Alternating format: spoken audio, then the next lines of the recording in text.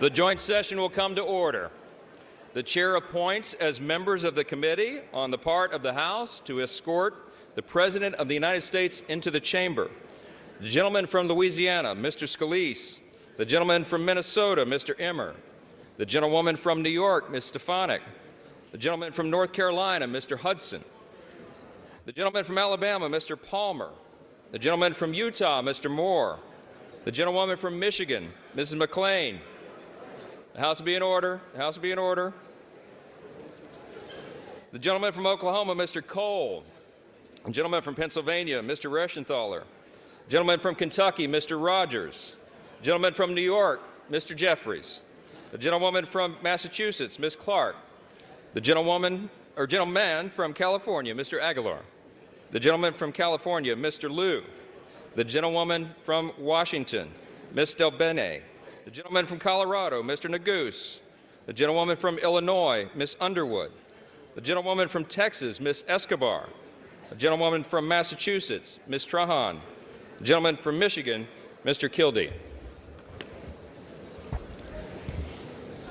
The President of the Senate, at the direction of that body, appoints the following senators as members of the committee on the part of the Senate to escort the President of the United States into the House chamber.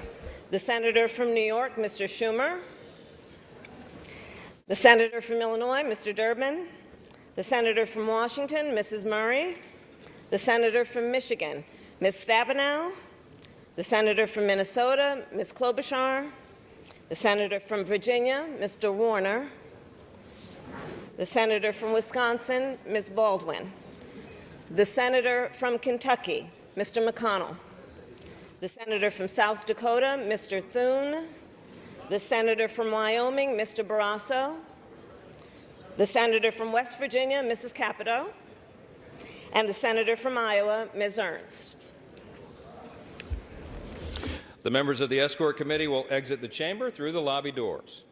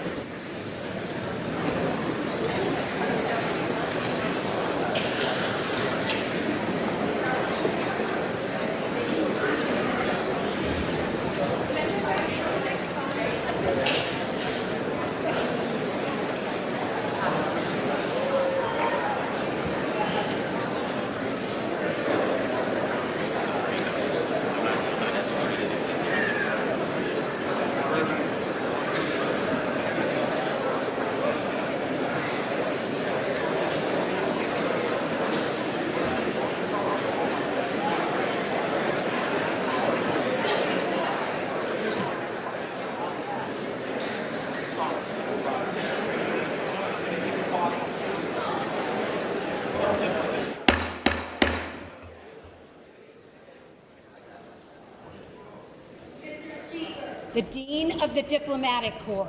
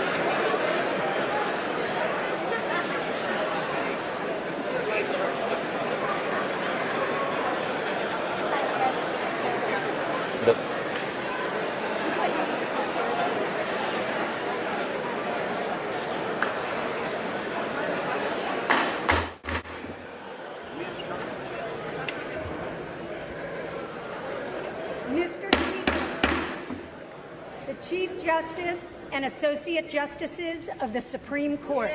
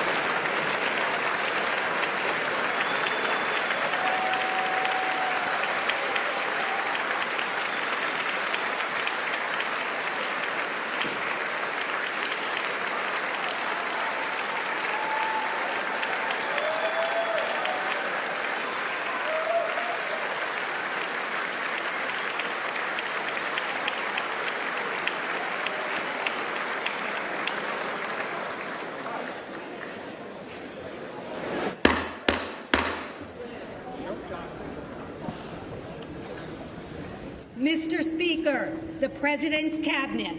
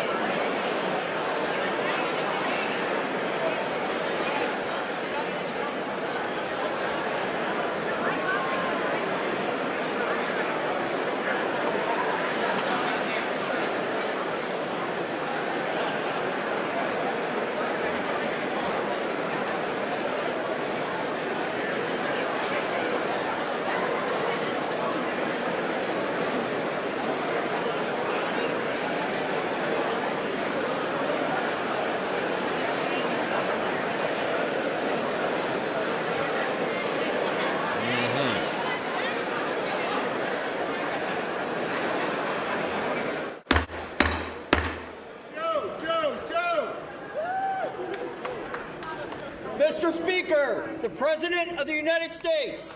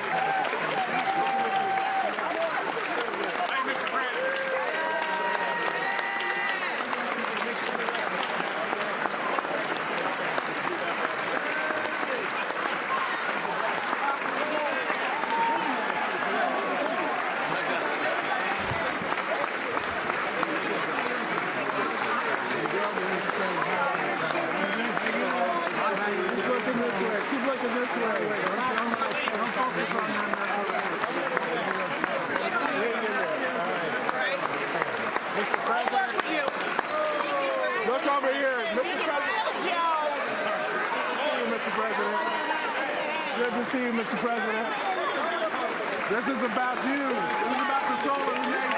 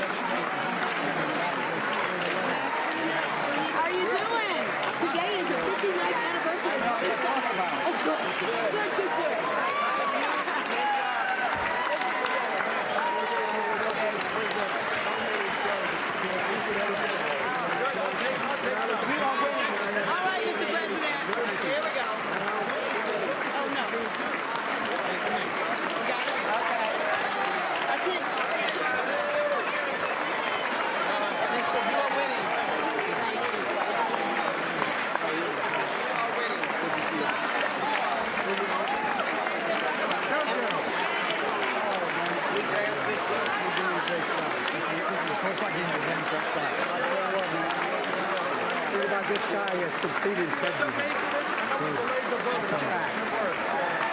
All right. Thank you for everything. We got to get a good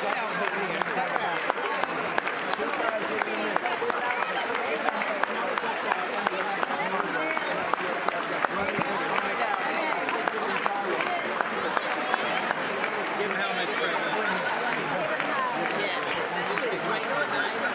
Yeah.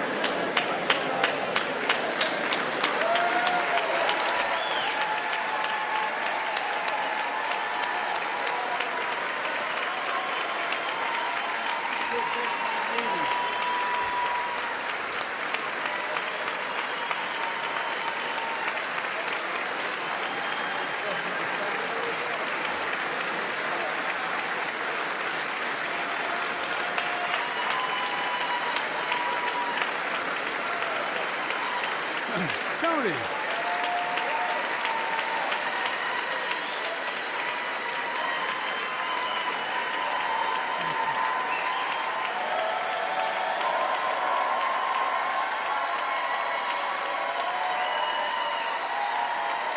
Thank you.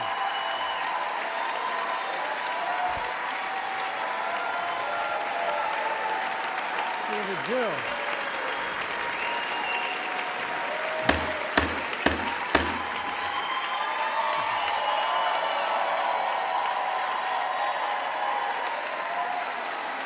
Good evening.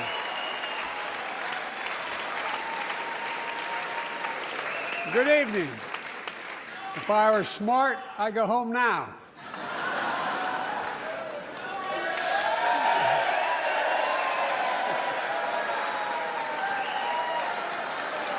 Mr. Speaker, Madam Vice President, members of Congress, my fellow Americans, in January 1941, Franklin Roosevelt came to this chamber to speak to the nation, and he said, I address you at a moment unprecedented in the history of the Union.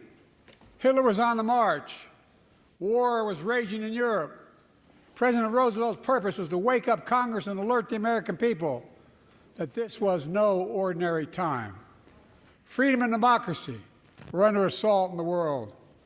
Tonight, I come to this same chamber to address the nation. Now, it's we who face an unprecedented moment in the history of the Union. And yes, my purpose tonight is to wake up the Congress and alert the American people that this is no ordinary moment either. Not since President Lincoln and the Civil War have freedom and democracy been under assault at home as they are today. What makes our moment rare is that freedom and democracy are under attack both at home and overseas at the very same time. Overseas, Putin of Russia is on the march, invading Ukraine and sowing chaos throughout Europe and beyond. If anybody in this room thinks Putin will stop at Ukraine, I assure you he will not.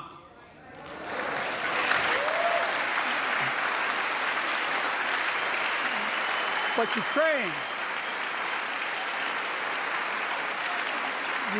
can stop Putin.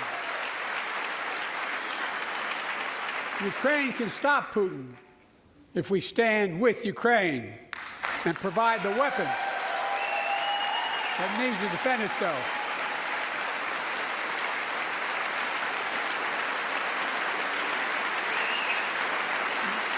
That is all. That is all Ukraine is asking. They're not asking for American soldiers. In fact, there are no American soldiers at war in Ukraine, and I'm determined to keep it that way. But now, assistance to Ukraine is being blocked by those who want to walk away from our world leadership. It wasn't long ago when a Republican president named Ronald Reagan thundered, "Mr. Gorbachev, tear down this wall." Now,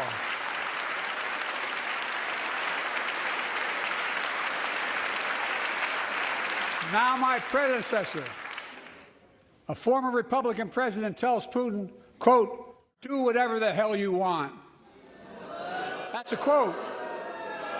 A former president actually said that, bowing down to a Russian leader. I think it's outrageous, it's dangerous, and it's unacceptable.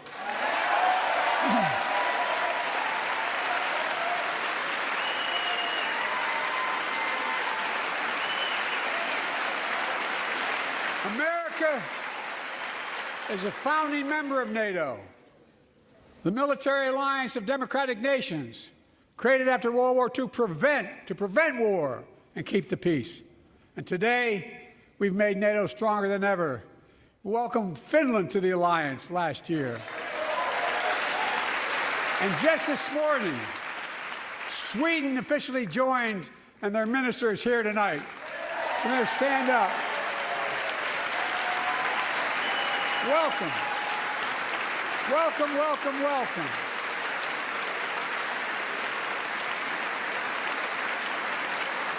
And they know how to fight. Mr. Prime Minister, welcome to NATO, the strongest military alliance the world has ever seen. I say this to Congress, we have to stand up to Putin. Send me a bipartisan national security bill. History is literally watching. History is watching. If the United States walks away, it will put Ukraine at risk.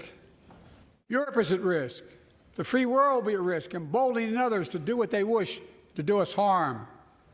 My message to President Putin, who I've known for a long time, is simple. We will not walk away.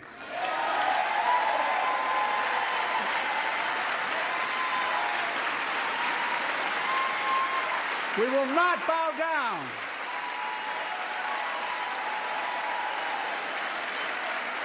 I will not bow down. In a literal sense, history is watching. History is watching. Just like history watched 3 years ago on January 6th, when insurrectionists stormed this very Capitol and placed a dagger to the throat of American democracy. Many of you were here on that darkest of days. We all saw with our own eyes The insurrectionists were not patriots. They'd come to stop the peaceful transfer of power, to overturn the will of the people. January 6th lies about the 2020 election and the plots to steal the election posed a gravest threat to U.S. democracy since the Civil War. But they failed. America stood.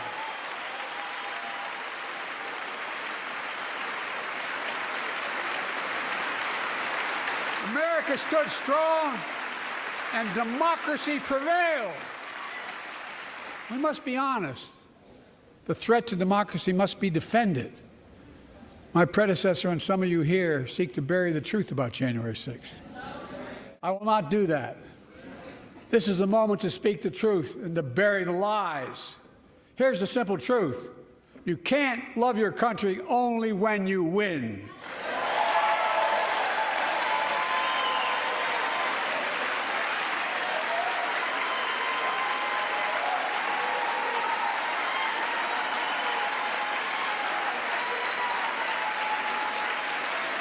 As I've done ever since being elected to office, I ask all of you without regard to party to join together and defend democracy. Remember your oath of office of defending against all threats, foreign and domestic. Respect free and fair elections, restore trust in our institutions, and make clear political violence has absolutely no place in America, zero place. Again, it's not hyperbole to suggest history is watching. We're watching. Your children and grandchildren will read about this day and what we do. History is watching another assault on freedom. Joining us tonight is Latoya Beasley, a social worker from Birmingham, Alabama. 14 months ago, she and her husband welcomed a baby girl thanks to the miracle of IVF. She scheduled treatments to have that second child, but the Alabama Supreme Court shut down IVF treatments across the state, unleashed by a Supreme Court decision overturning Roe v. Wade. She was told her dream would have to wait. What her family had got through should never have happened. Unless Congress acts, it could happen again. So tonight, let's stand up for families like hers. To my friends across the aisle, don't keep this waiting any longer. Guarantee the right to AVF. Guarantee it nationwide.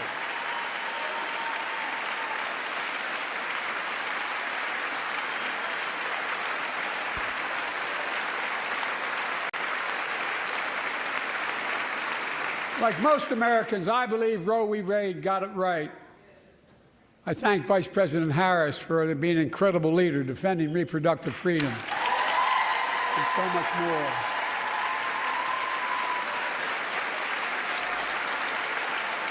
Thank you. My predecessor came to office determined to see Roe v. Wade overturned. He's the reason it was overturned, and he brags about it. Look at the chaos that has resulted. Joining us tonight is Kate Cox, the wife and mother from Dallas. She's become pregnant again and had a fetus of a fatal condition. Her doctor told Kate that her own life and her ability to have children in the future were at risk if she didn't act. Because Texas law banned her ability to act, Kate and her husband had to leave the state to get what she needed. What her family got through should have never happened as well, but it's happening in too many others.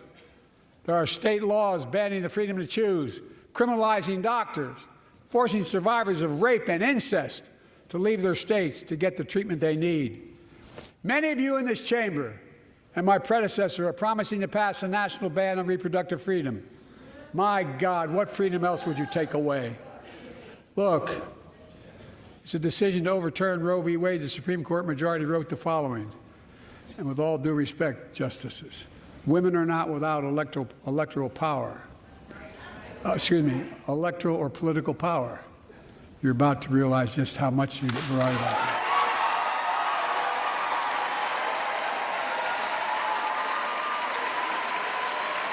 Clearly.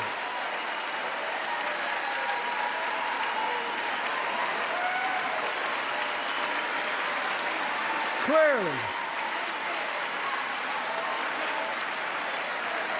Those bragging about overturning Roe v. Wade have no clue about the power of women. But they found out when reproductive freedom was on the ballot. We won in 2022 and 2020, and we'll win again in 2024.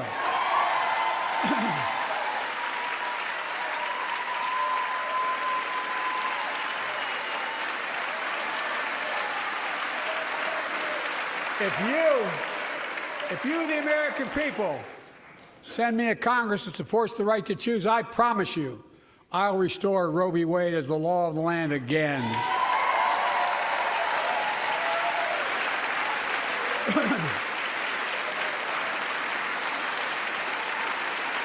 Folks, America cannot go back. I'm here tonight to show what I believe is the way forward, because I know how far we come. 4 years ago next week, before I came to office, the country was hit by the worst pandemic and the worst economic crisis in a century. Remember the fear, record losses. Remember the spikes in crime and the murder rate, raging virus that took more than 1 million American lives, of loved ones, millions left behind. A mental health crisis of isolation and loneliness. A president, my predecessor, failed the most basic presidential duty that he owes to American people, the duty to care. I think that's unforgivable. I came to office determined to get us through one of the toughest periods in the nation's history. We have. It doesn't make news in 1,000 cities and towns. The American people are writing the greatest comeback story never told.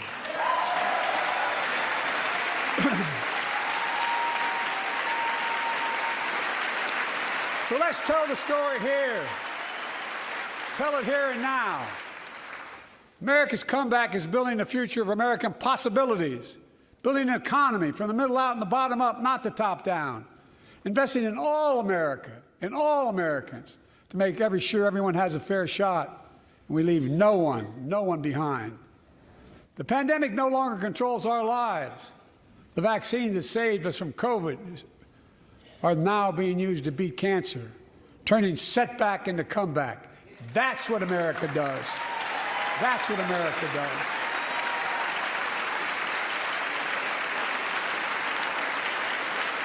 Folks,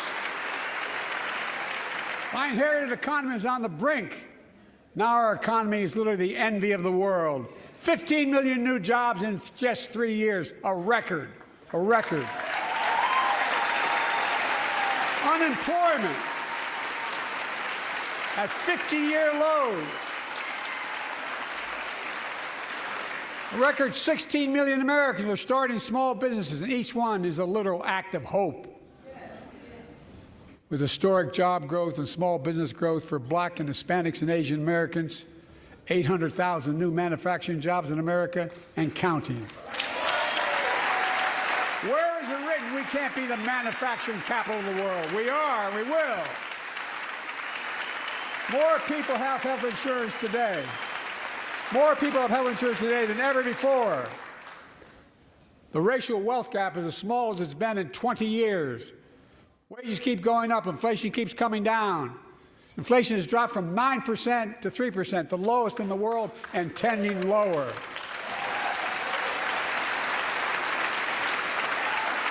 The landing is and will be soft. And now, instead of importing foreign products and exporting American jobs, we're exporting American products and creating American jobs. Right here in America, where they belong.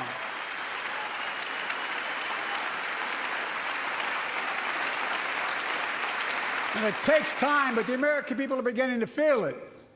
Consumer studies show consumer confidence is soaring.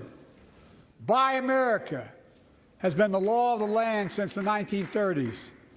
Past administrations, including my predecessor, including some Democrats as well in the past, failed to buy American. Not anymore. On my watch, federal projects that you fund, like helping build American roads, bridges, and highways, will be made with American products and built by American workers.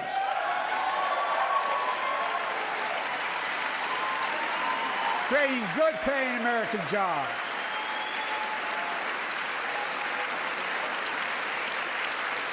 And thanks to our CHIPS and Science Act, the United States is investing more in research and development than ever before. During the pandemic, a shortage of semiconductors, chips, that drove up the price of everything from cell phones to automobiles. And by the way, we invented those chips right here in America.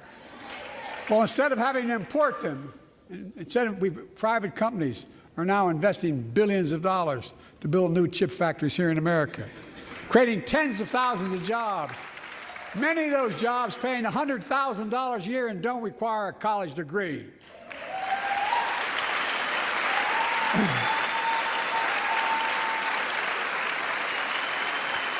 In fact, my policies have attracted $650 billion in private sector investment in clean energy, advanced manufacturing, creating tens of thousands of jobs here in America.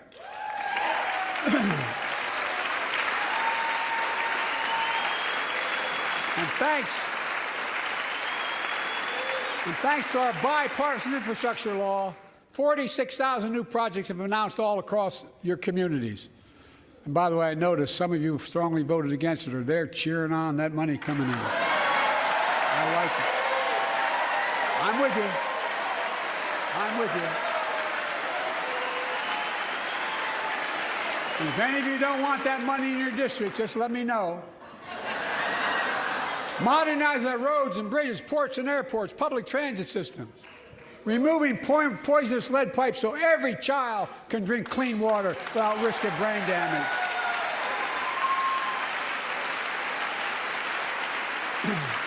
Providing affordable high-speed internet for every American, no matter where you live, urban, suburban, or rural communities, in red states and blue states. Record investments in tribal communities. Because of my investment in the family farms, because I invested in family farms led by my Secretary of Agriculture, who knows more about this than anybody I know, we're better able to stay in the family for those farms and their children and grandchildren won't have to leave home to make a living. It's transformative. The great comeback story is Belvedere, Illinois, home to an auto plant for nearly 60 years. Before I came to office, the plant was on its way to shutting down. Thousands of workers feared for their livelihoods. Hope was fading. Then I was elected to office, and we raised the Belvedere repeatedly with auto companies, knowing unions would make all the difference. The UAW worked like hell to keep the plant open and get these jobs back, and together we succeeded. Instead of auto factories shutting down, auto factories reopening, a new state-of-the-art battery factories being built to power those cars there at the same.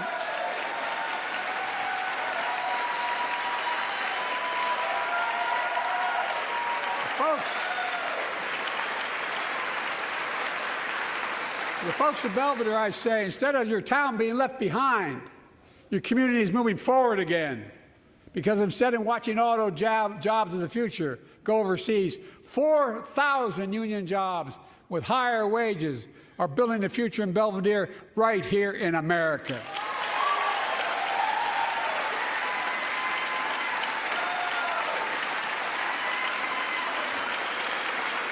Here tonight is UAW President Shawn Fain, a great friend and a great labor leader. Shawn, where are you?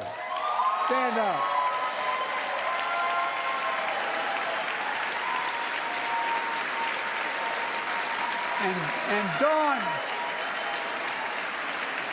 And Dawn Sims, a third-generation worker, UAW worker at Belvedere.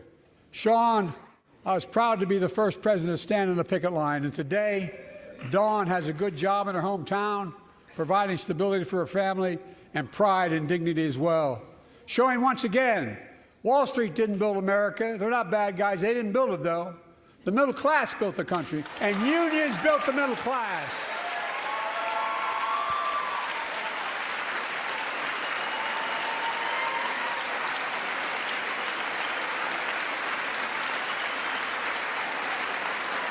I say to the American people, when America gets knocked down, we get back up. We keep going. That's America.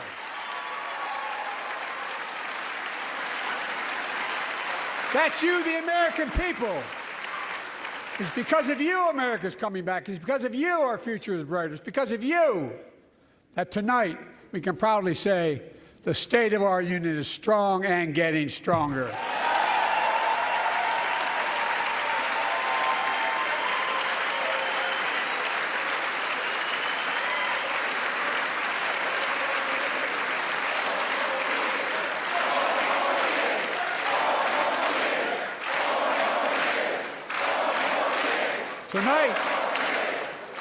Tonight, I want to talk about the future of possibilities that we can build together. A future where the days of trickle-down economics are over and the wealthy and the biggest corporations no longer get all the tax breaks. And by the way, I understand corporations. I come from a state that has more corporations invested than every one of your states in the state of the United States combined. And I represented it for 36 years. I'm not anti-corporation, but I grew up in a home where trickle-down economics didn't put much on my dad's kitchen table. That's why I determined to turn things around so middle class does well. When they do well, the poor go way up and the wealthy still do very well. We all do well. And there's more to do to make sure you're feeling the benefits of all we're doing. Americans pay more for prescription drugs than anywhere in the world. It's wrong, and I'm ending it.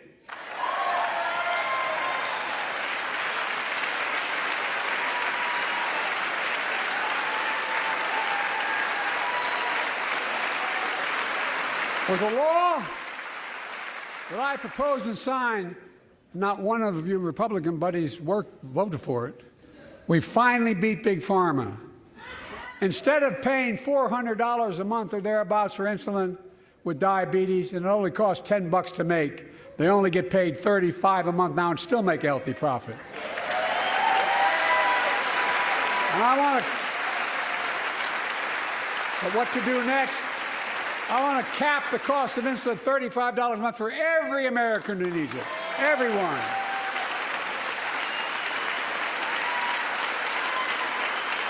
For years, people have talked about it, but finally we got it done and gave Medicare the power to negotiate lower prices on prescription drugs, just like the VA is able to do for veterans.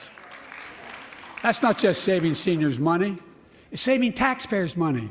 We cut the federal deficit by $160 billion.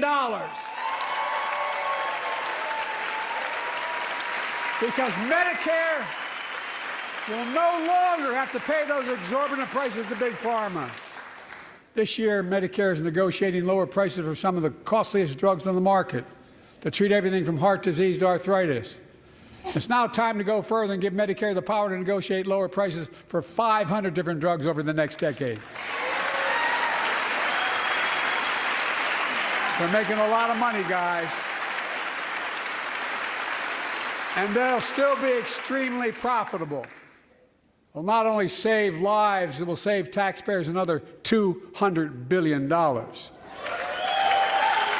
Starting next year, the same law caps total prescription drug costs for seniors on Medicare at $2,000 a year, even for expensive cancer drugs that cost $10,000, $12,000, $15,000. I want to cap prescription drug costs at $2,000 a year for everyone. Folks, I'm going to get in trouble for saying that, but if you want to get in Air Force One and fly to Toronto, Berlin, Moscow, even Moscow probably. And bring your prescription with you, and I promise you I'll get it for you for 40% the cost you're paying now. Same company, same drug, same place. Folks, the Affordable Care Act, the old Obamacare, is still a very big deal.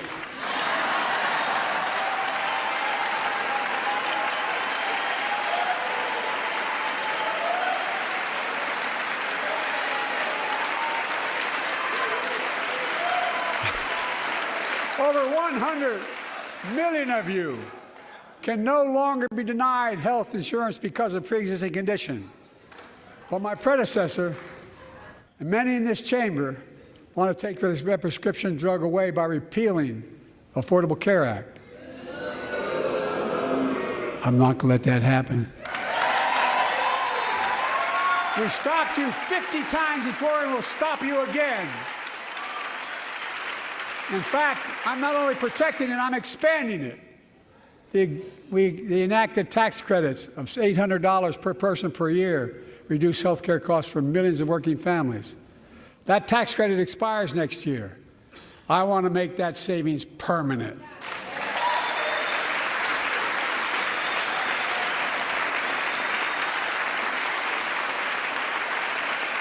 To state the obvious, women are more than half our population, but research on women's health has always been underfunded.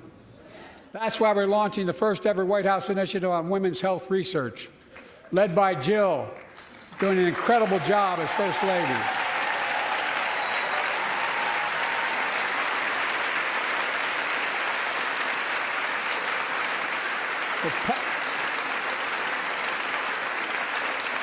We'll pass my plan for $12 billion to transfer women's health research and benefit millions of lives all across America. I know the cost of housing is so important to you. If inflation keeps coming down, mortgage rates will come down as well, and the Fed acknowledges that. But I'm not waiting. I want to provide an annual tax credit that will give Americans $400 a month for the next 2 years as mortgage rates come down, to put toward their mortgages when they buy their first home or trade up for a little more space. Just for 2 years.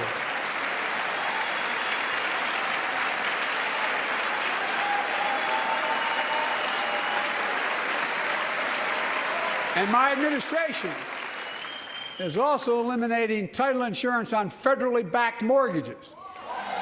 When you refinance your home, you can save $1,000 or more as a consequence.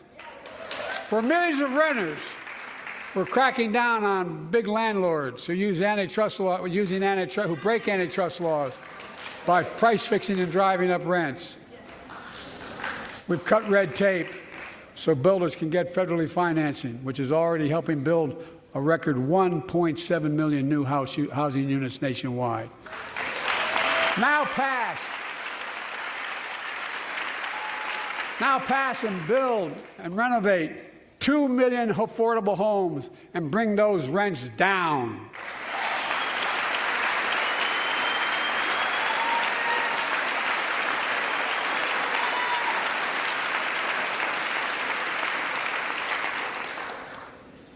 To remain the strongest economy in the world, we need to have the best education system in the world.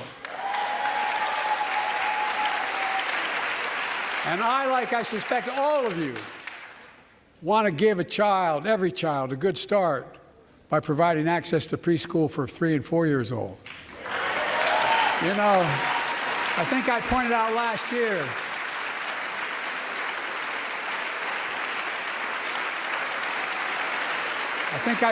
last year that children coming from broken homes where there's no books, they're not read to, not spoken to very often, start school, kindergarten, or first grade, having heard 1 million fewer words spoken. Well, studies show that children who go to preschool are nearly 50% more likely to finish high school, go on to earn a 2- and 4-year degree, no matter what their background is.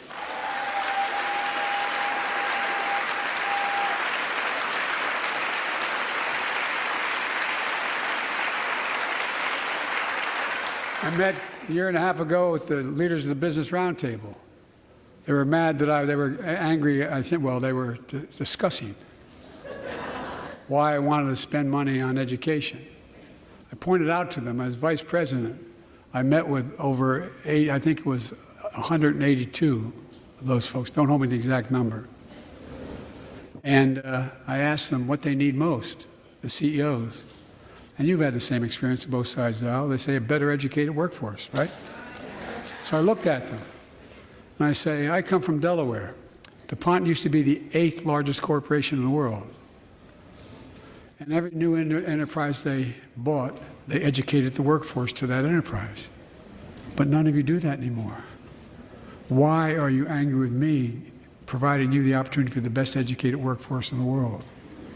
And they all looked at me and said, I think you're right. I want to expand high-quality tutoring and summer learning to see that every child learns to read by 3rd grade.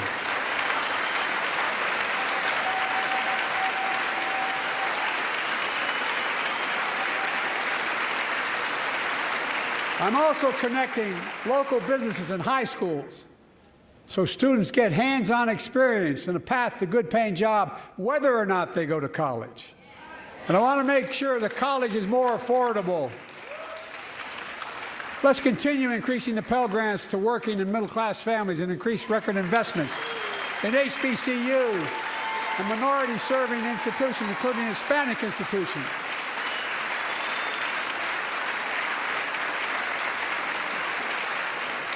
When I was told I couldn't universally just change the way in which we dealt with student loans, I fixed 2 student loan programs that already existed to reduce the burden of student debt for nearly 4 million Americans, including nurses, firefighters, and others in public service. Like Keenan Jones, a public educator from Minnesota, who's here with us tonight. Keenan, where are you? Keenan, thank you. He's educated hundreds of students so they can go to college. Now he's able to help, after debt forgiveness, get his own daughter to college.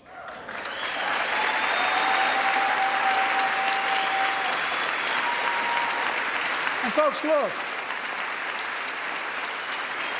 such relief is good for the economy because folks are now able to buy a home, start a business, start a family. While we're at it, I want to give public school teachers a raise.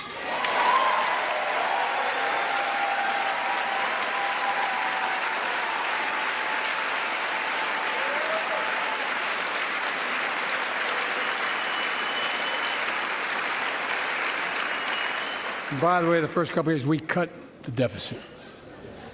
Now, let me speak to the question of fundamental fairness for all Americans. I've been delivering real results in fiscally responsible ways. We've already cut the federal deficit. We've already cut the federal deficit over $1 trillion. I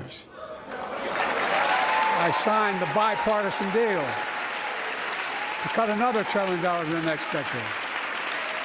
It's my goal to cut the federal deficit another $3 trillion by making big corporations and very wealthy finally beginning to pay their fair share.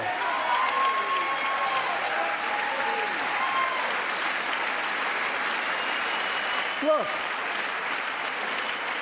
I'm a capitalist. If you want to make or can make a million or millions of bucks, that's great. Just pay your fair share in taxes. A fair tax code is how we invest things to make this country great. Healthcare, education, defense, and so much more.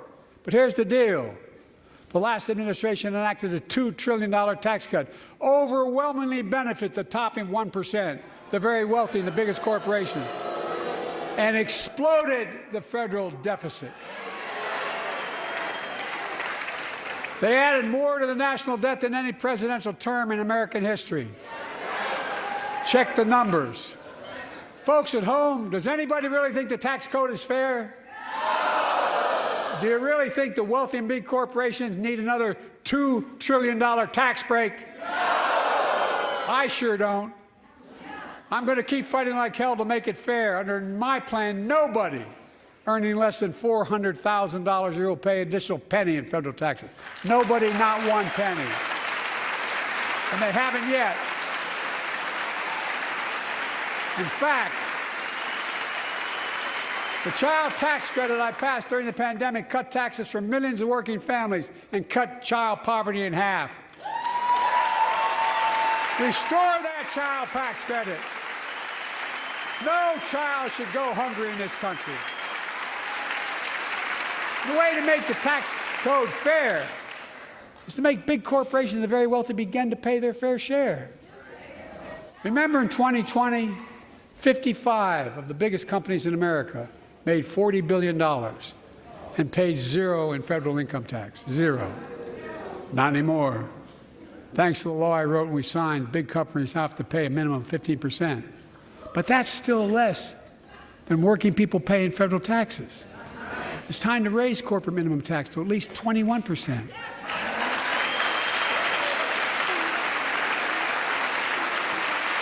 So every big corporation finally begins to pay their fair share.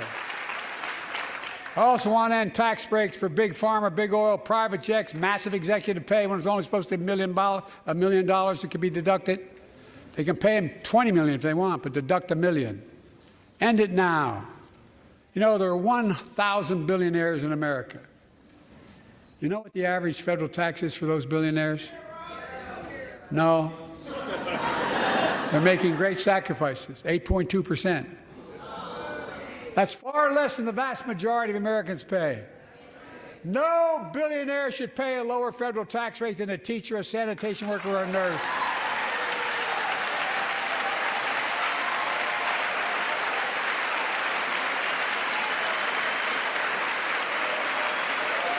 I propose a minimum tax for billionaires of 25%, just 25%. You know what that would raise? That would raise $500 billion over the next 10 years.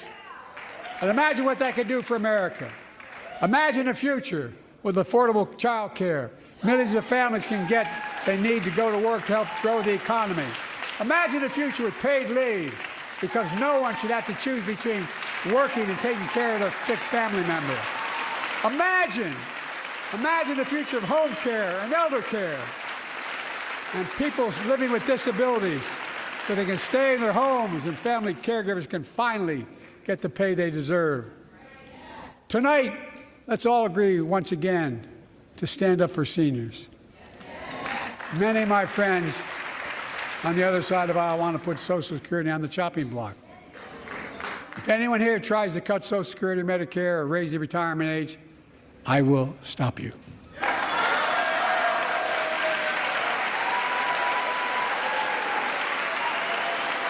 The working people who built this country pay more into Social Security than millionaires and billionaires do. It's not fair.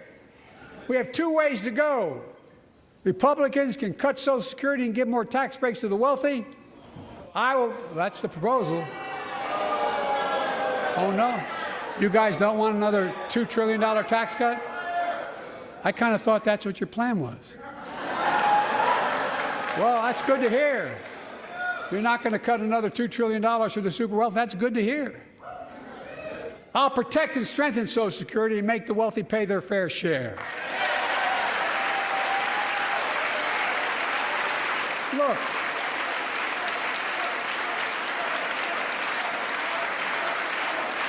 too many corporations raise prices to pad their profits, charging more and more for less and less. That's why we're cracking down on corporations that engage in price gouging and deceptive pricing, from food to health care to housing. In fact, the snack companies think you won't notice if they change the size of the bag and put a hell of a lot fewer, same size bag, put fewer chips in it. No, I'm not joking. It's called shrinkflation. Pass Bobby Casey's bill and stop this. I really mean it.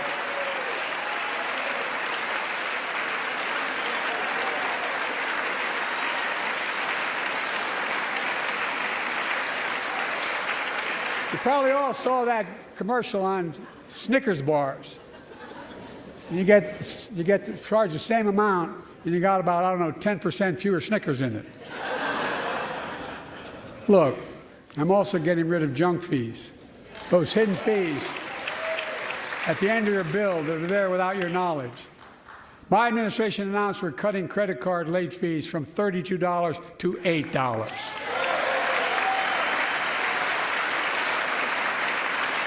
Banks and credit card companies are allowed to charge what it costs them to instigate the collection. And that's more, a hell of a lot, like $8 and 30-some dollars. They don't like it. The credit card companies don't like it. But I'm saving American families $20 billion a year with all the junk fees I'm eliminating. Folks at home, that's why the banks are so mad. It's $20 billion in profit. I'm not stopping there. My administration has proposed rules to make cable, travel, utilities, and online ticket sellers tell you the total price up front, so there are no surprises. It matters. It matters. And so does this. In November, my team began serious negotiation with a bipartisan group of senators. The result was a bipartisan bill with the toughest set of border security reforms we've ever seen. Oh, you don't think so? Oh, you don't like that bill, huh? That conservatives got together and said it was a good bill? I'll be darned. That's amazing. That bipartisan bill would hire 1,500 more security agents and officers, 100 more immigration judges to help tackle the backload of 2 million cases, 4,300 more asylum officers, and new policies so they can resolve cases in 6 months instead of 6 years now.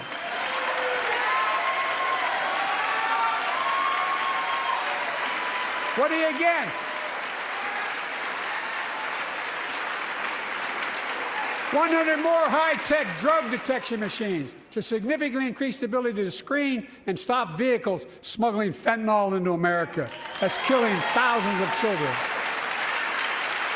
This bill would save lives and bring order to the border. It will also give me and any new president new emergency authority to temporarily shut down the border when the number of migrants at the border is overwhelming. The Border Patrol Union has endorsed this bill. The Federal Chamber of Commerce is, yeah. You're saying low. Look at the facts. I know you know how to read.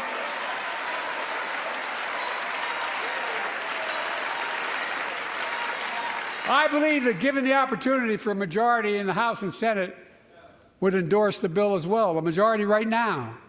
But unfortunately, politics has derailed this bill so far. I'm told my predecessor called members of Congress in the Senate to demand they block the bill. He feels political win, he viewed it as would be a political win for me and a political loser for him. It's not about him, it's not about me. I'd be a winner, not really.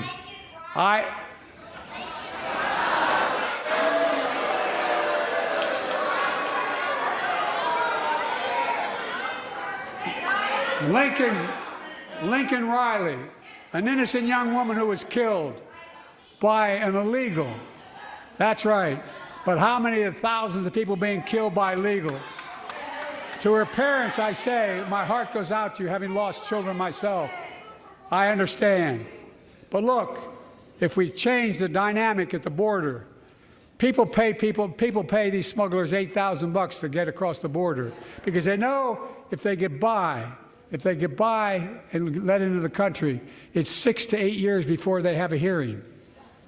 And it's worth taking the chance of the $8,000. But if it's only 6 weeks, the idea is it's highly unlikely that people will pay that money and come all that way, knowing that they'll be able to be kicked out quickly. Folks, I would respectfully suggest my Republican friends owe it to the American people, get this bill done. We need to act now.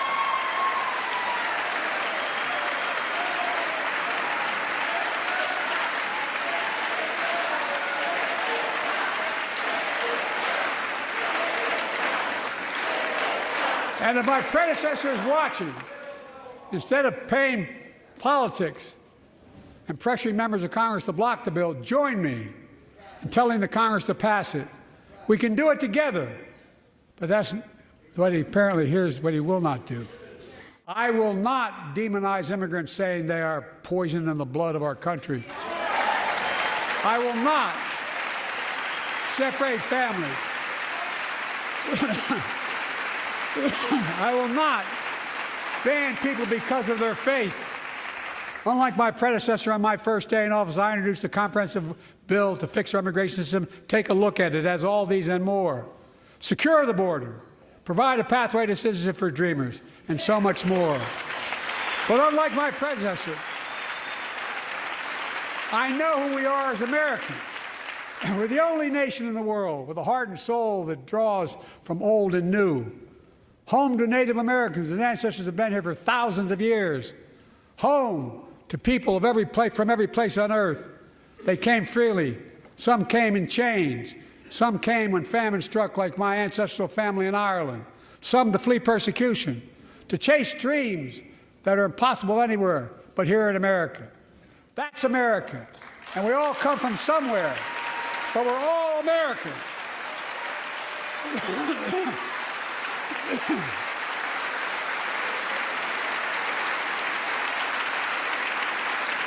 Look, folks, we have a simple choice. We can fight about fixing the border, or we can fix it. I'm ready to fix it. Send me the border bill now.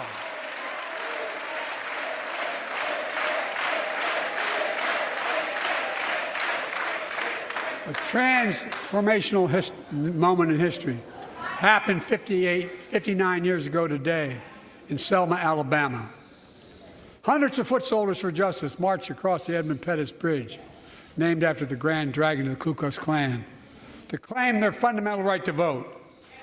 They were beaten, they were bloody, and left for dead. Our late friend and former colleague, John Lewis, was on that march. We miss him.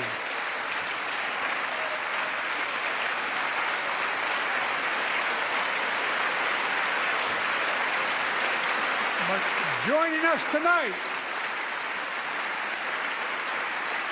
are other marchers, both in the gallery and on the floor, including Betty Mae Fikes, known as the voice of Selma. The daughter of gospel singers and preachers, she sang songs of prayer and protest on that bloody Sunday to help shake the nation's conscience. 5 months later, the Voting Rights Act passed and was signed into law.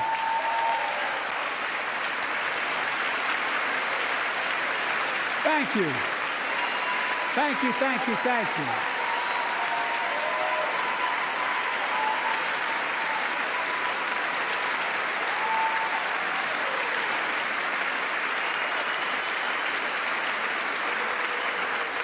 But 59 years later, there are forces taking us back in time. Voter suppression, election subversion, unlimited dark money, extreme gerrymandering. John Lewis is a great friend to many of us here, but if you truly want to honor him and all the heroes who marched with him, then it's time to do more than talk. Pass the Freedom to Vote Act, the John Lewis Voting Rights Act.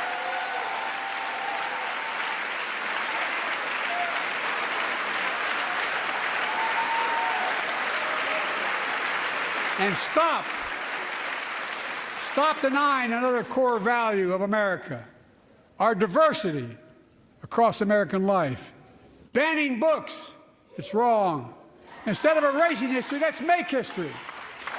I want to protect fundamental rights. Pass the Equality Act. And my message to transgender Americans, I have your back. Pass the PRO Act for workers' rights. Raise the federal minimum wage, because every worker has a right to a decent living more than $7 an hour. We're also making history by confronting the climate crisis, not denying it. I don't think any of you think there's no longer a climate crisis. At least I hope you don't. I'm taking the most significant action ever on climate in the history of the world. I'm cutting our carbon emissions in half by 2030, creating tens of thousands of clean energy jobs like the IBEW workers building and installing 500,000 electric vehicle charging stations. Conserving 30% of America's lands and waters by 2030. And taking action on environmental justice fence line communities smothered by the legacy of pollution. And patterned after the Peace Corps and AmeriCorps, I launched the Climate Corps to put 20,000 young people to work in the forefront of our clean energy future. I'll triple that number in a decade.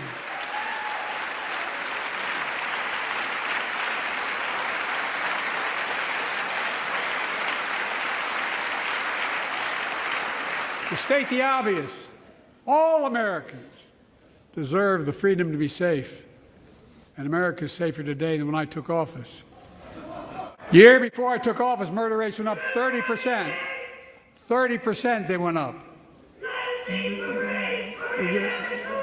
The biggest increase in history. It was then, through my American Rescue Plan, which every American voted against, I might add, we made the largest investment in public safety ever. Last year, the murder rate saw the sharpest decrease in history. Violent crime fell to one of its lowest levels in more than 50 years. But we have more to do. We have to help cities invest in more community police officers, more mental health workers, more community violence intervention. Give communities the tool to crack down on gun crime, retail crime, and carjacking. Keep building trust, as I've been doing by taking executive action on police reform and calling for it to be the law of the land. Directing my cabinet to review the federal classification of marijuana and expunging thousands of convictions for the mere possession, because no one should be jailed for simply using or have it on their record. Take on crimes of domestic violence. I'm ramping up the Federal Enforcement of the Violence Against Women Act that I proudly wrote when I was a senator, so we can finally end the scourge against women in America.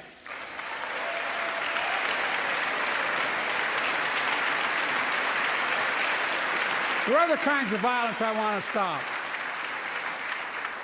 With us tonight is Jasmine, whose 9-year-old sister Jackie was murdered with 21 classmates and teachers in elementary school in Uvalde, Texas.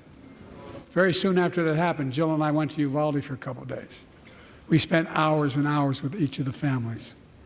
We heard their message, so everyone in this room, in this chamber, could hear the same message. The constant refrain, and I was there for hours meeting with every family. They said, do something. Do something. Well, I did do something by establishing the first ever Office of Gun Violence Prevention in the White House, that the Vice President is leading the charge. Thank you for doing it.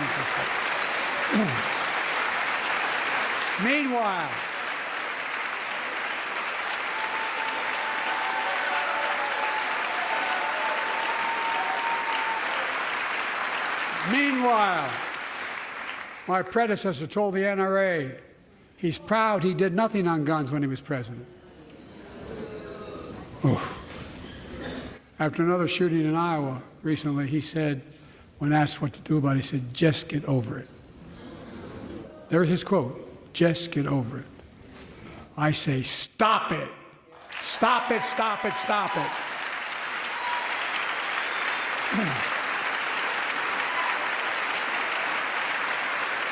I'm proud we beat the NRA when I signed the most significant gun safety law in nearly 30 years because of this Congress.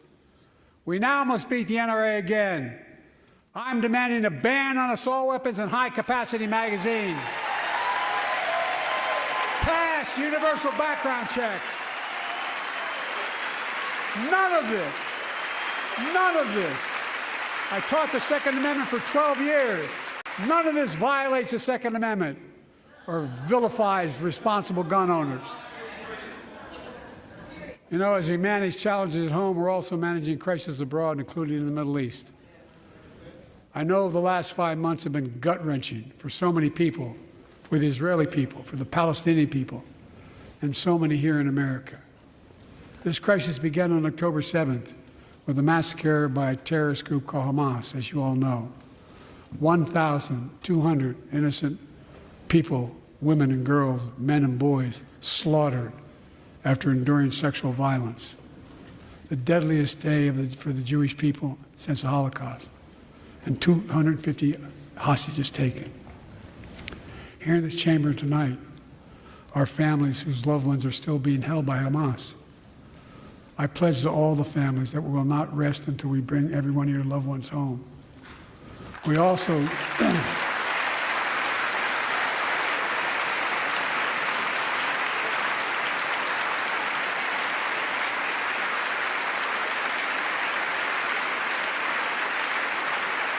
we will also work around the clock to bring home Evan and Paul, Americans being unjustly detained by the Russians and others around the world. Israel has the right to go after Hamas. Hamas ended this conflict by releasing hostages, laying down arms, could end it by releasing the hostages, laying down arms, and surrendering those responsible for October 7th. But Israel has Israel has a added burden because Hamas hides and operates among the civilian population like cowards, under hospitals, daycare centers, and all the like. Israel also has a fundamental responsibility, though, to protect innocent civilians in Gaza.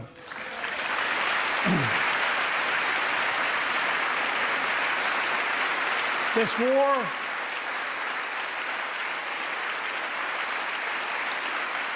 has taken a greater toll on innocent civilians than all previous wars in Gaza combined.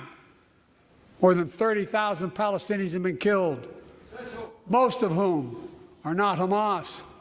Thousands and thousands of innocents, women and children, girls and boys, also orphaned.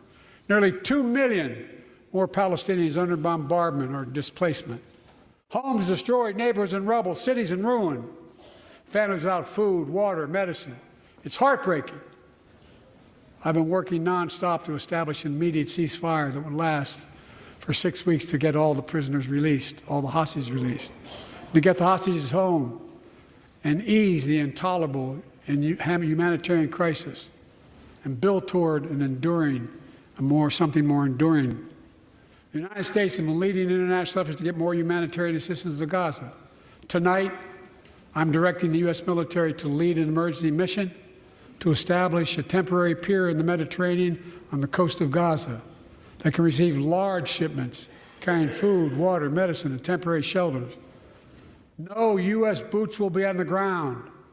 A temporary pier will enable a massive increase in the amount of humanitarian assistance getting into Gaza every day.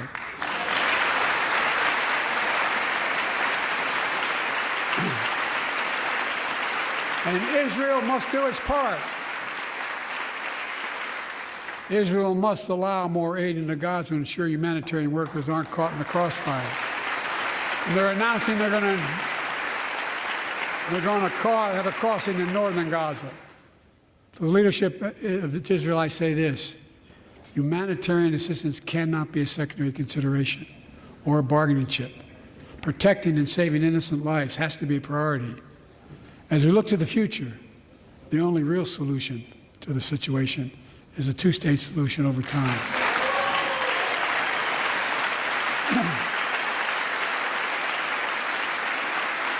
And I say this as a lifelong supporter of Israel. My entire career, no one has a stronger record with Israel than I do. I challenge any of you here. I'm the only American president to visit Israel in wartime. But there is no other path that guarantees Israel's security and democracy. There is no other path that guarantees Palestinians can live in peace with peace and dignity. And there's no other path that guarantees peace between Israel and all of its neighbors, including Saudi Arabia, with whom I'm talking.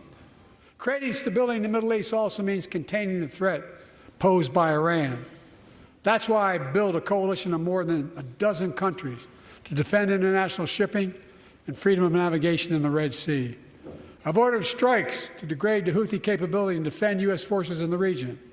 As Commander-in-Chief, I will not hesitate to direct further measures to protect our people and our military personnel.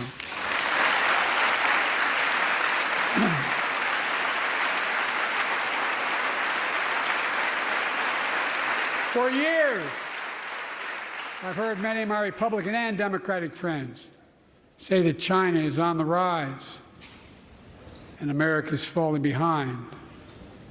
They've got it backwards. I've been saying it for over 4 years, even when I wasn't president. America's rising. We have the best economy in the world. And since I've come to office, our GDP is up, our trade deficit with China is down to the lowest point in over a decade. And we're standing up against China's unfair economic practices.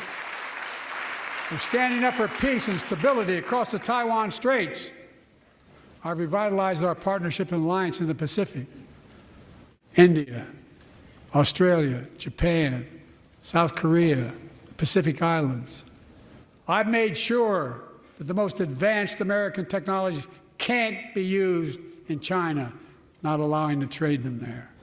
Frankly, for all this tough talk on China, it never occurred to my predecessor to do any of that. I want competition with China, not conflict. And we're in a stronger position to win the conflict of the 21st century against China than anyone else, for that matter, than any time as well. Here at home, I've signed over 400 bipartisan bills, but there's more to pass my unity agenda. Strengthen penalties on fentanyl trafficking. You don't want to do that, huh? Pass bipartisan privacy legislation to protect our children online. Harness the promise of AI to protect us from peril. Ban AI voice impersonations and more. And keep our truly sacred obligation to train and equip those we send into harm's way and care for them and their families when they come home and when they don't.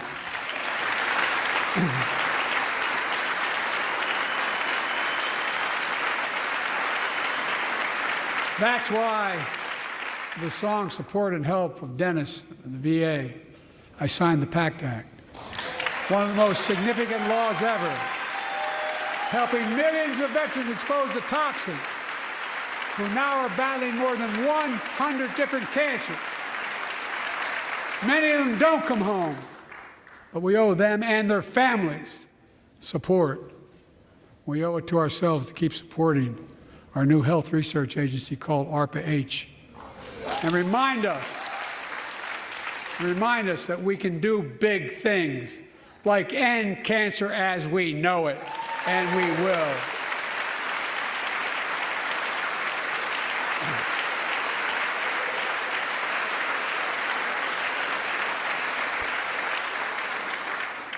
Let me close with this.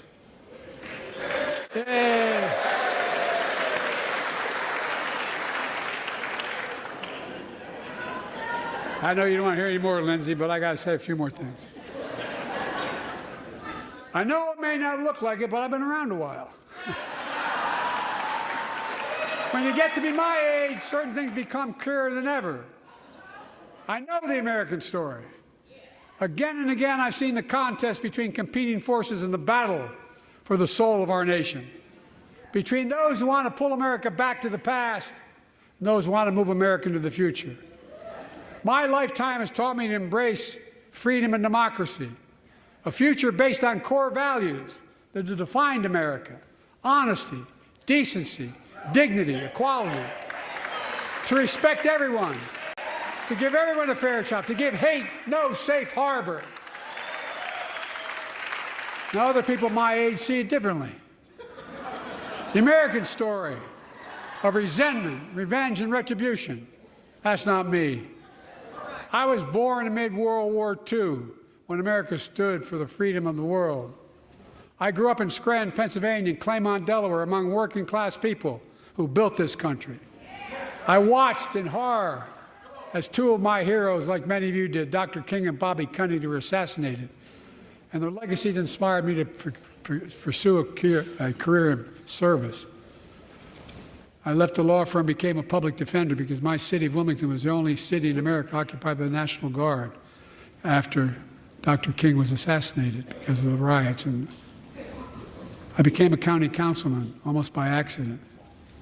I got elected to the United States Senate when I had no intention of running at age 29. Then vice president of our first black president. Now president to the first women vice president.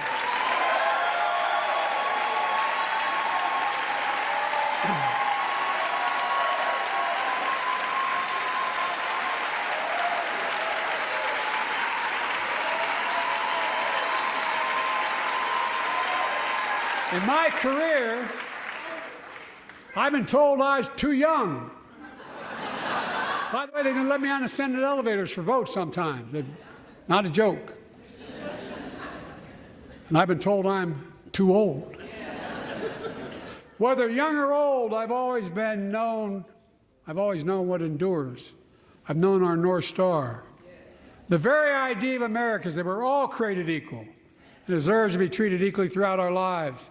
We've never fully lived up to that idea, but we've never walked away from it either. And I won't walk away from it now. I'm optimistic. I really am. I'm optimistic, Nancy.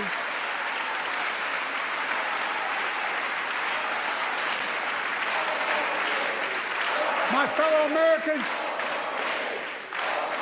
the issue facing our nation isn't how old we are, it's how old are our ideas. Hate, anger, revenge, retribution are the oldest of ideas. But you can't lead America with ancient ideas that only take us back. You lead America, the land of possibilities. You need a vision for the future and what can and should be done. Tonight you've heard mine. I see a future where defending democracy, you don't diminish it. I see a future where we restore the right to choose and protect our freedoms, not take them away. I see a future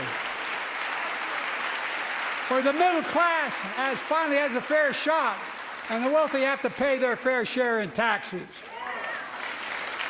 I see a future where we save the planet from the climate crisis and our country from gun violence.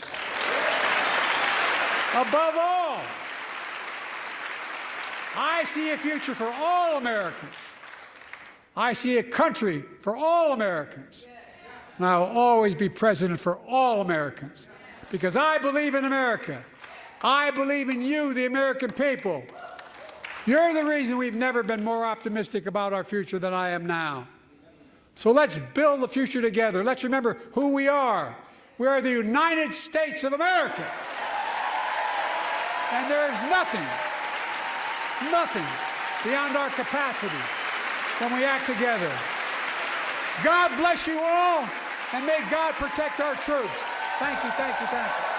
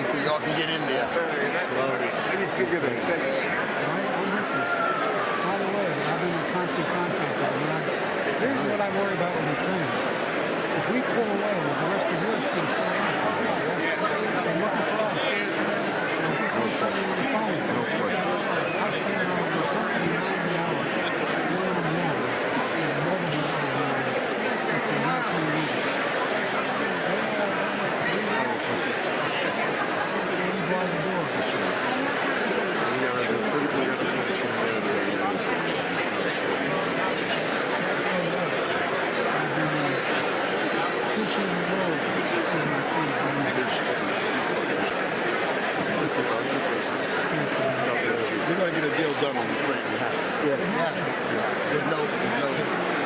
job on the border. Thank you. Thank you. Thank you. Look, you give me accountability. Oh, yeah, I'm sticking with you. No, I really mean it. No, really. Thank you, sir. And this guy with you does too. Oh, yeah, he You did does. good. It was amazing. You did a good job. You were right on. Yeah, you are on fire. You are on fire. Nobody's going to talk about cognitive impairment now. Yeah, you are on fire. I kind of wish sometimes there was cognitive impairment. Yeah, well, very good. He's working real hard.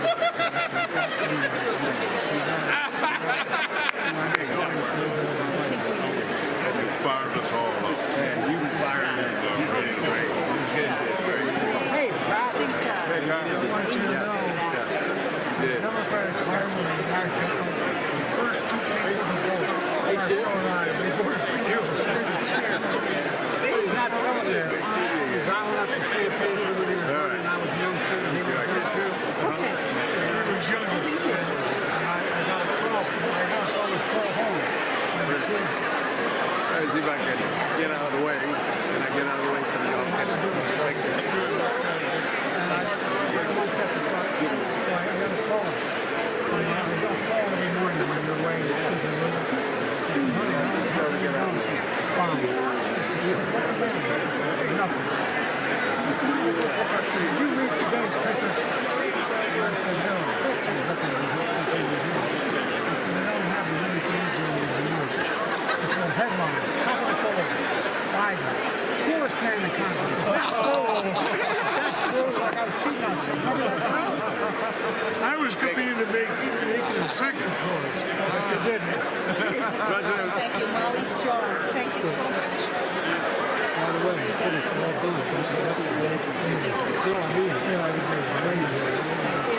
Thank you. Get that aid to Israel, also security. This way, ma'am. This way. I actually wanted to go that way so I could say hello to them. No, because there's chairs right there. I'll be there in 2 weeks. Mr. President, great job tonight. Fantastic. Thank you very much. Appreciate it. You're not going to depart. Thanks for coming.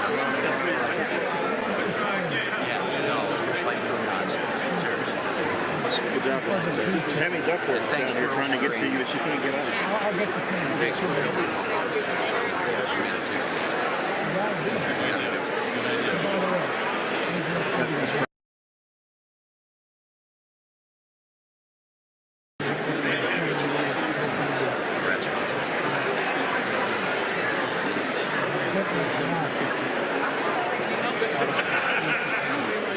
It's got to turn around.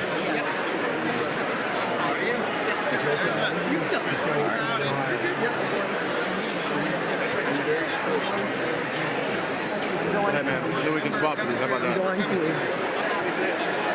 Sorry about that.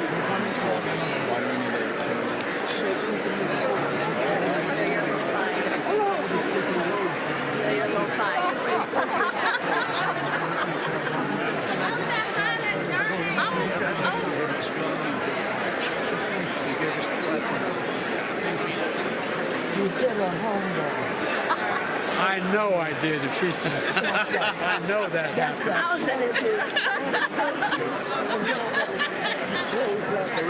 We're walking this way, so we're going that way? Yep, we're going this way. Go back. Go back. Thank you, guys. Adam, do you got any space behind you? Nope.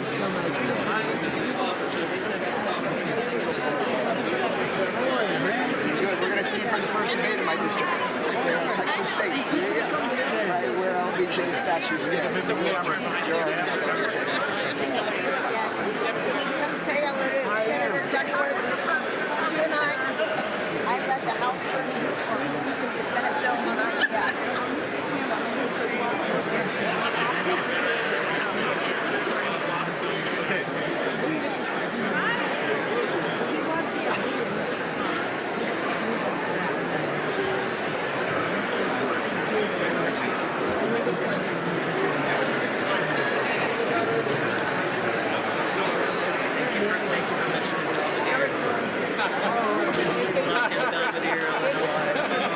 I shouted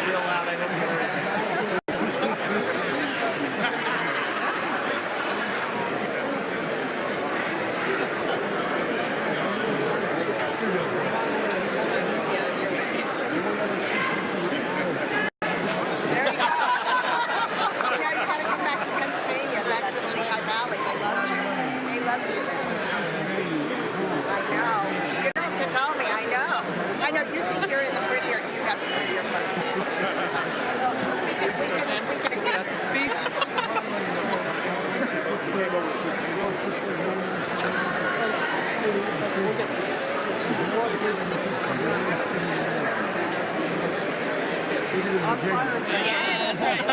You knocked it out. Knocked around. The best ever. That's really good. Mr. President, you brought the Irish fire tonight. We appreciate it, sir.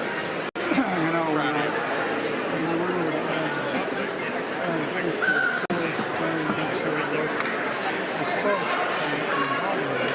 I was there, Mr. President. It was incredible.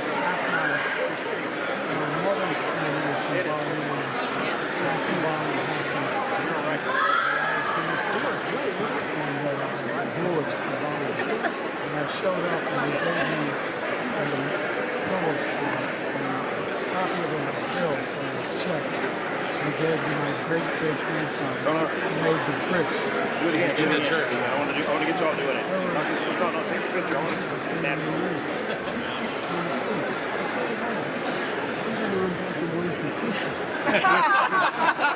We're gonna get you to the Indy 500. You kicked ass and took name. Sorry.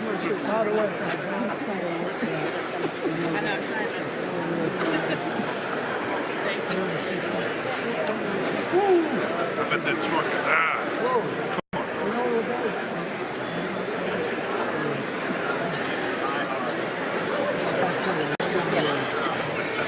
Exactly. Secret Service restaurant, which is an older thing.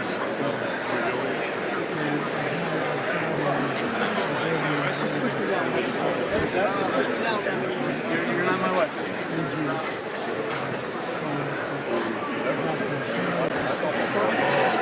And you're a torque junkie like me.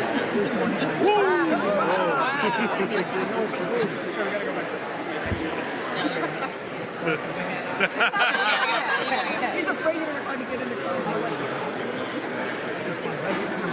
Oh yeah, it's your BFF. If I can get him to do this. Can I get a picture of the senator and me on our... No, not... You're not going to hold it. We're getting... We got it. We got it, Mr. President.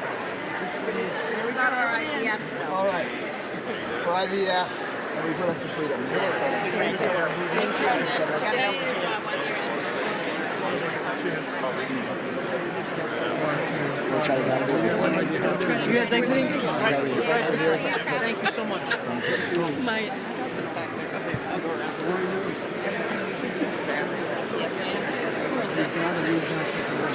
Can you take this? Yes. How are you now? Good. I saw you earlier. How's everything going? Yeah, good.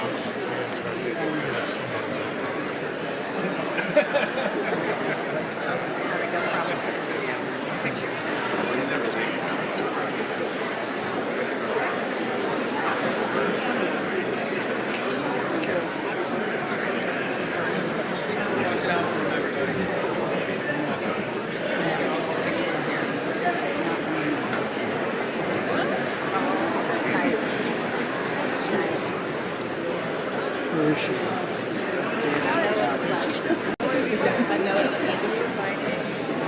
Maybe I can find out where to see her.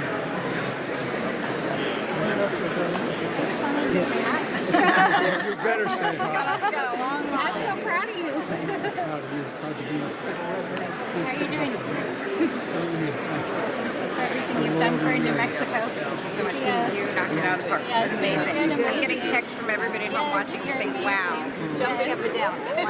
My mom jumping up and down saying, phenomenal. Where's your mom? In Houston, Texas. Yes, sir. We got me. Give me your phone.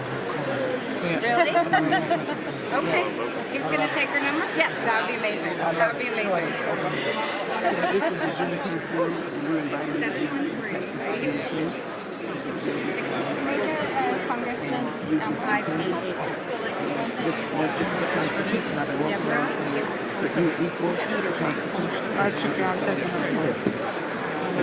I'm here. How are you? Long time no see. So I'm going to try right here. Oh my gosh. Yes, sir. HR 40. Yes, sir. HR 40. Great. Thank you, man. You kidding? Congressman, should we take a photo right here? Right here. There we go. Excellent. Sounds good. Excellent. Did you get a signing? I did. I got multiple. Thank you. Thank you. Excellent. We appreciate you. I'm out of your life and out of your world. Right this way. Thank you. I have stuff back here that I have to do. Right, I think around is probably best. It's a great picture for Governor. Give me the governor. For the governor's dad.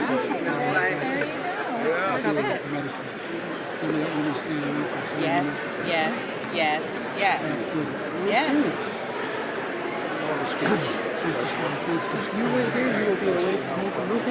Yes. Okay. Yes. I'm happy to do my part. I was in Kiev 2 Saturdays. You gave a very strong message. You got to get this done.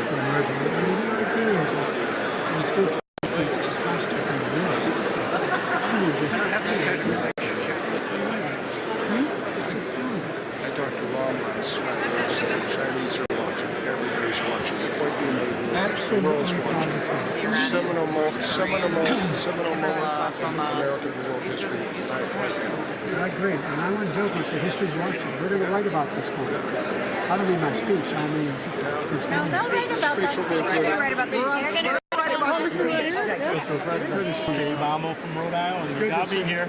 I didn't get you guys job. I was happy you're here, little man.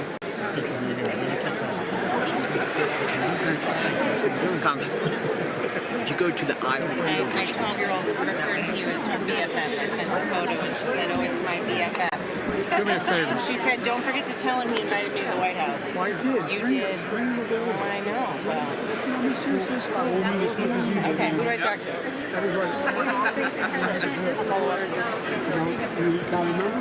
Yes, sir. If you guys are trying to get well, my kids are pretty lovely. Probably like I love the give and take you gave with our friends across the aisle there.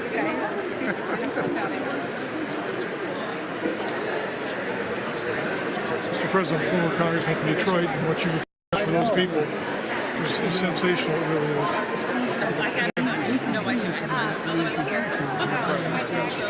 You're doing it. Tonight, this was the most tremendous. I've been to 8 State of the Union addresses, and this is the best. Right. Thank you for being for the country. Julie, my best friend. Right here. Catherine Clark. This is my best friend, Catherine. I love it. So we have a very important presentation. My daughter, Greta, met you, remember pictures. You were so kind, you held her up. She said, what do I call her? You said college. In high school, our president said had them paint pictures, and she has insisted that I give you the painting. She painted a view. By the way, am I here tomorrow? Yes, sir. Where are you tomorrow? I'm here in Columbus. My wife's outside, so you might say if you have a chance, come over, we'll give you a time. I frame all this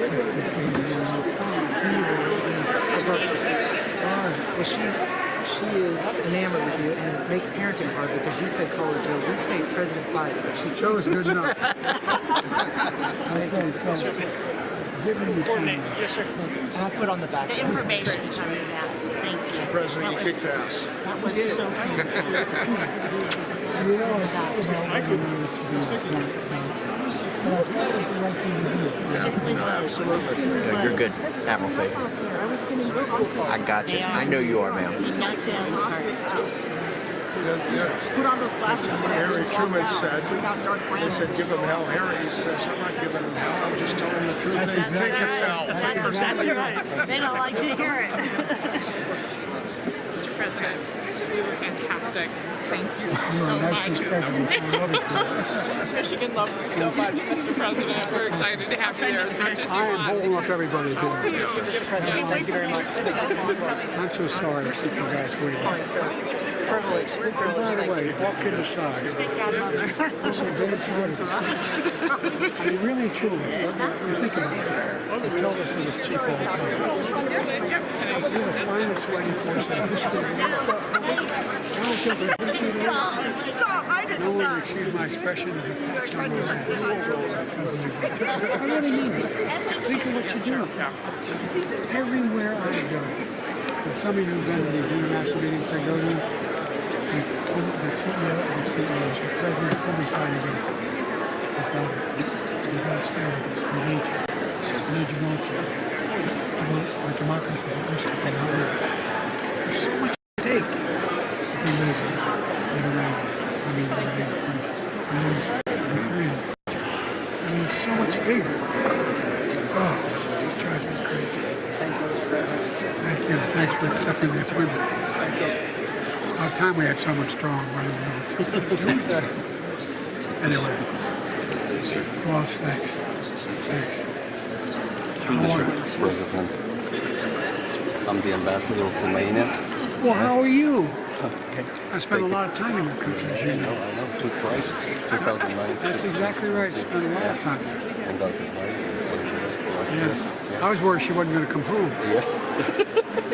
He told me once. Yeah, and we have a picture. Sure. Yeah. All right. The best part of my speech was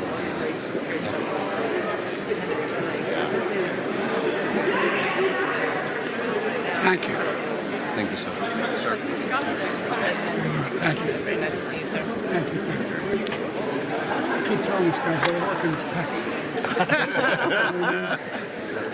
I'm slow. You okay? Doing good. You needed it. Yeah, doing good. Am I going? Which way am I going? Right here. I know which way am I going? And then right this way. We're going to go up right there. Okay, all right. Okay, well, I'll tell you what. Give this to my assistant and then we'll call and see. We're just going to follow the sergeant of arms this way, sir. Now we've got one. Yep. President, Congressman Frank Irving. How are you? Fine, and you? I'm well, thank you. Very well. You get to say, Mr. Speaker, the President of the United States. Really appreciate it. It's awesome. Future. No, it really is. I know you know. All steel workers. Steel industries. Exactly. By the way.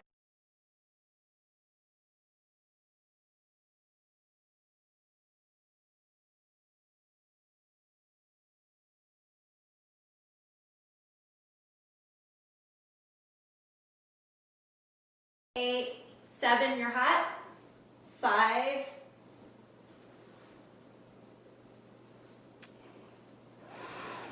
Good evening, America.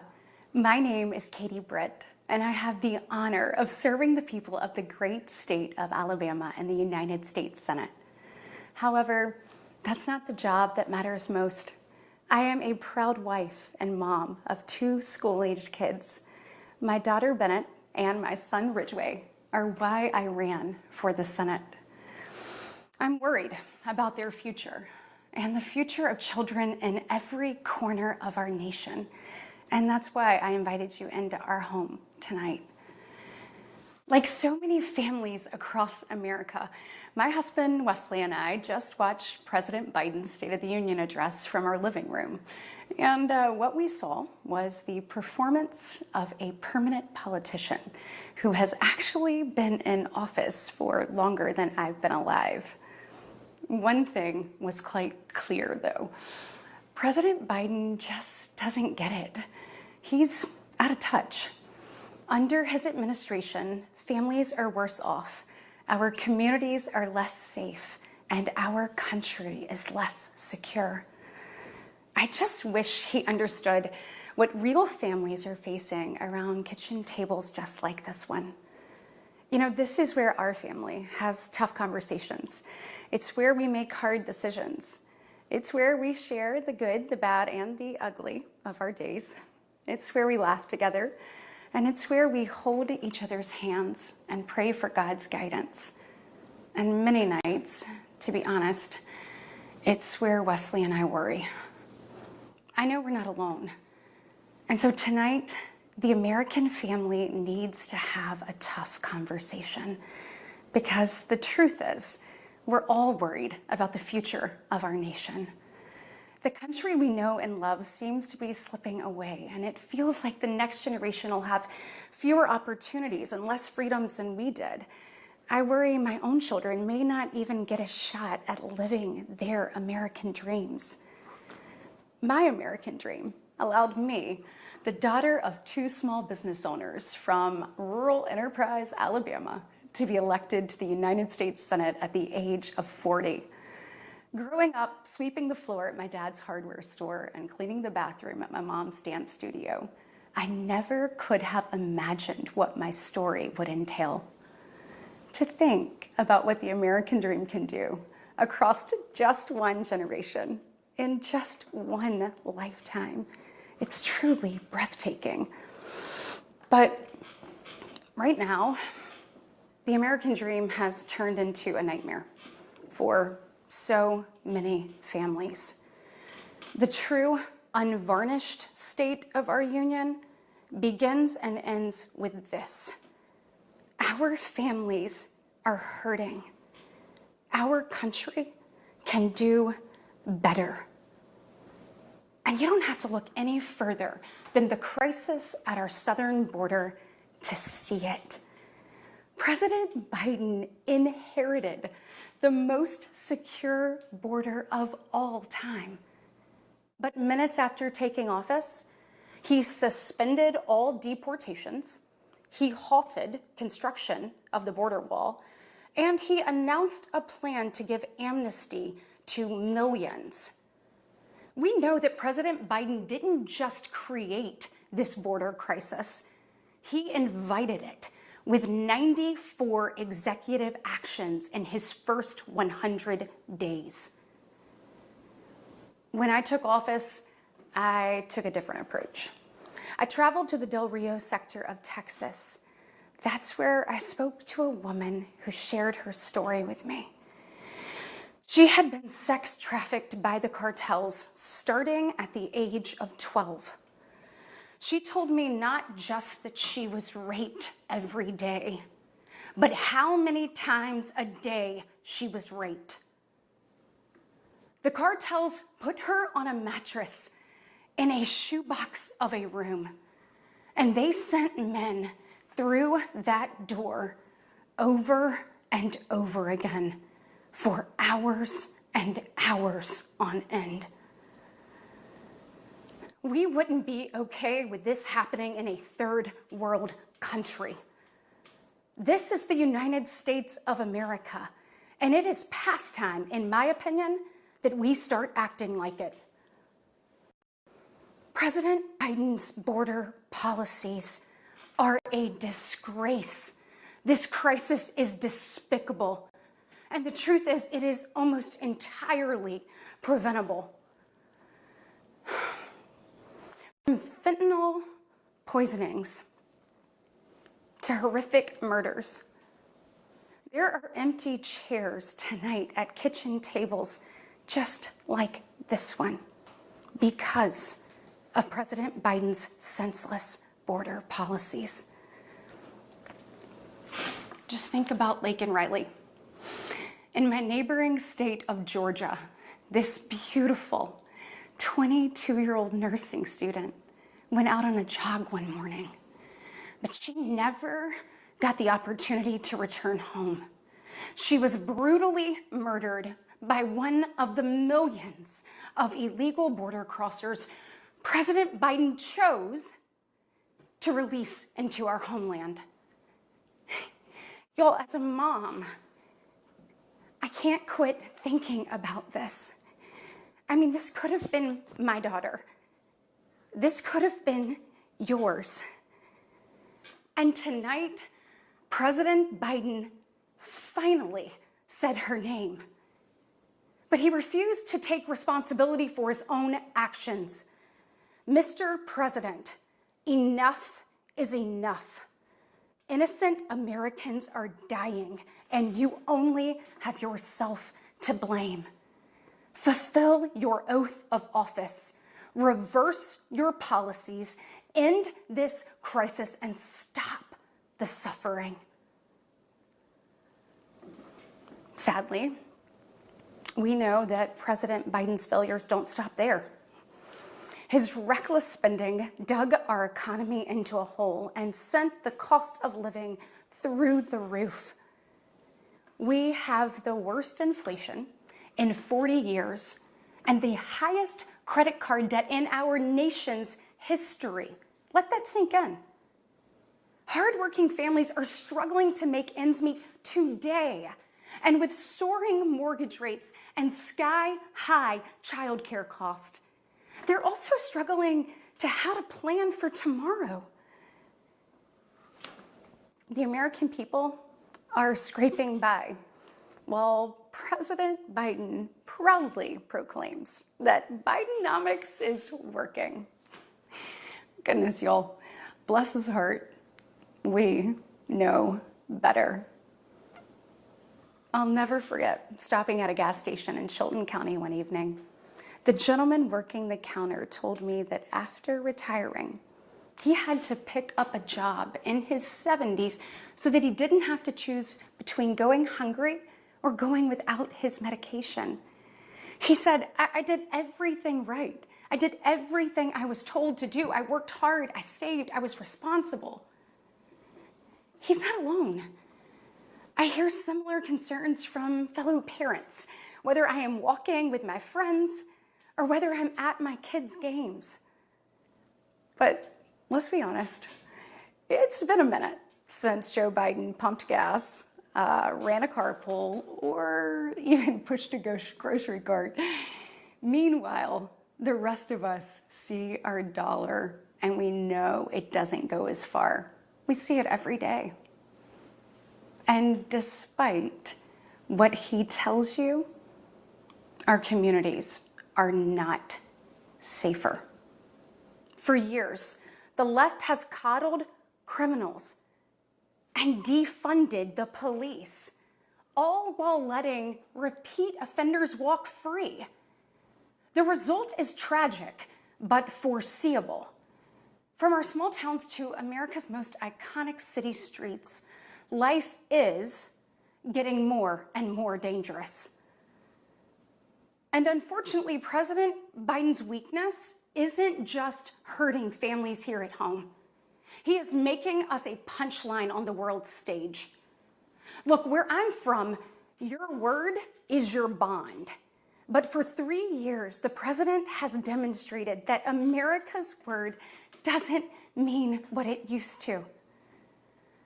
From abandoning our allies in his disastrous withdrawal from Afghanistan to desperately pushing another dangerous deal with Iran.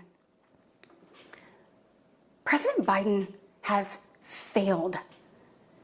We've become a nation in retreat, and the enemies of freedom, they see an opportunity. Putin's brutal aggression in Europe has put our allies on the brink. Iran's terrorist proxies have slaughtered Israeli, Jews, and American citizens. They've targeted commercial shipping, and they've attacked our troops nearly 200 times since October, killing 3 U.S. soldiers and 2 Navy SEALs. Meanwhile, the Chinese Communist Party is undercutting America's workers. China is buying up our farmland, spying on our military installations, and spreading propaganda through the likes of TikTok. You see, the CCP knows that if it conquers the minds of our next generation, it conquers America. And what does President Biden do? Well, he bans TikTok for government employees, but creates an account for his own campaign. Y'all, you can't make this stuff up.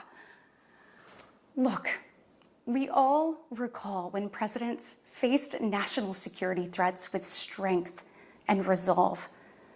That seems like ancient history.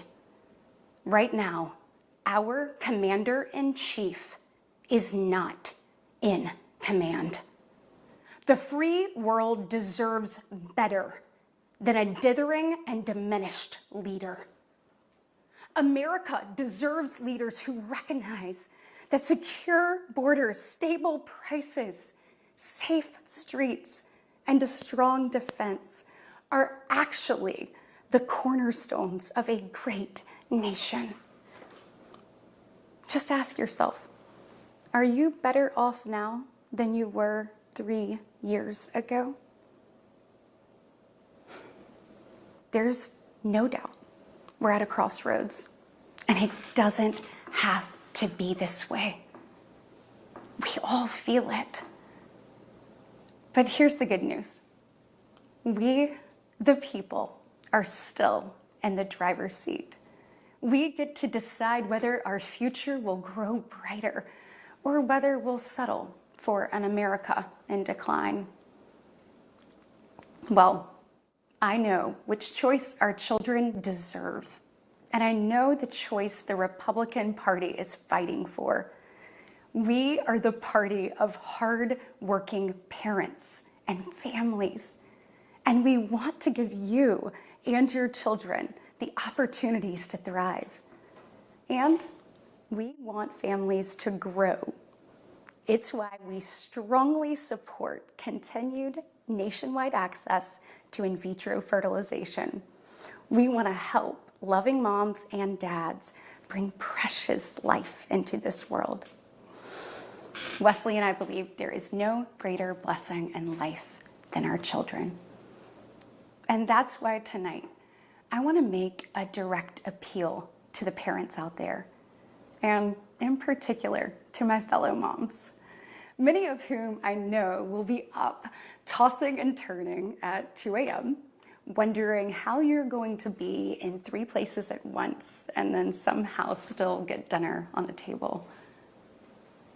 First of all, we see you, we hear you, and we stand with you. I know you're frustrated.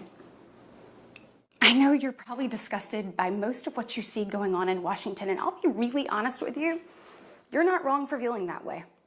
Look, I get it. The task in front of us isn't an easy one, but I can promise you one thing. It is worth it. So I am asking you, for the sake of your kids and your grandkids, get into the arena.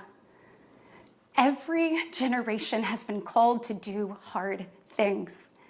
American greatness rests in the fact that we always answer that call. It's who we are. Never forget, we are steeped in the blood of patriots who overthrew the most powerful empire in the world. We walk in the footsteps of pioneers who tamed the wild. We now carry forward the same flame of freedom as the liberators of an oppressed Europe. We continue to draw courage from those who bent the moral arc of the universe. And when we gaze upon the heavens, never forget that our DNA contains the same ingenuity that put man on the moon. America has been tested before, and every single time we've emerged unbowed and unbroken. Our history has been written with the grit of men and women who got knocked down. But we know their stories because they did not stay down. We are here because they stood back up. So now it's our turn, our moment to stand up and prove ourselves worthy of protecting the American dream. Together, we can reawaken the heroic spirit of a great nation. Because America, we don't just have a rendezvous with destiny. We take destiny's hand and we lead it. Our future starts around kitchen tables just like this, with moms and dads just like you. And you are why I believe with every fiber of my being that despite the current state of our union, our best days are still ahead. May God bless you, and may God continue to bless these United States of America.